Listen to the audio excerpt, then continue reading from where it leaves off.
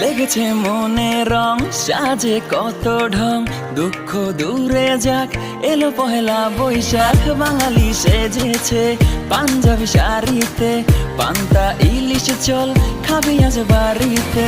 সব বিষণ্ণতা আজকে দূরে যাক, সুখের ঘুরি আজ আকাশে মেলে দেখ।